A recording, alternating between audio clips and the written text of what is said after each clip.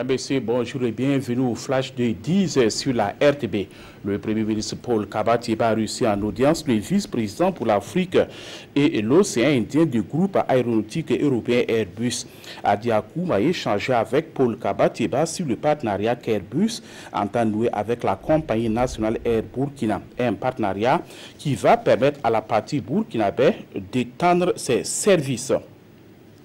Le CGD, le Centre pour la gouvernance démocratique au Burkina, a organisé un atelier à Bobo-Dioulasso sur la question de la gestion rationnelle des ressources minières au profit des élus locaux et nationaux. Il est question de leur permettre de maîtriser les rouages des différents textes miniers dans l'optique d'une meilleure gouvernance du secteur minier au Burkina Faso. Dans sa politique d'aide aux communautés rurales du Burkina et de la lutte contre la pauvreté, l'UEMOA, l'Union économique et monétaire ouest-africaine, a mis à la disposition de l'État burkinabé à travers le ministère en charge de l'agriculture des infrastructures agricoles, dont des magasins de stockage et de conservation. L'ancien président ivoirien reste en prison, mais la Chambre de la Cour internationale a demandé un réexamen de la situation de Laurent Gbagbo.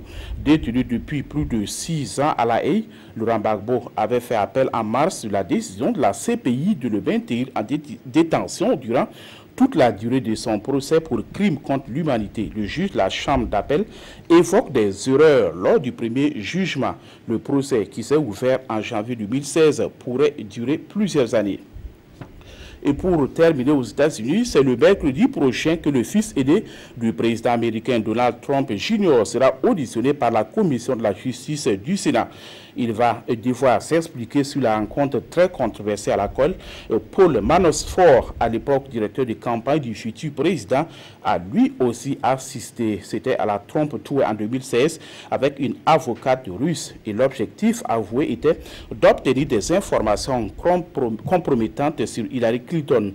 Paul Manafort et Trump Jr. seront auditionnés le même jour, alors que Jared Kushner, gendre et proche conseiller de Donald Trump, lui, sera entendu lundi prochain à huis clos par la commission du renseignement du Sénat. C'est la fin de ce flash. Merci de l'avoir suivi. Passez une excellente journée en compagnie des programmes de la RTB.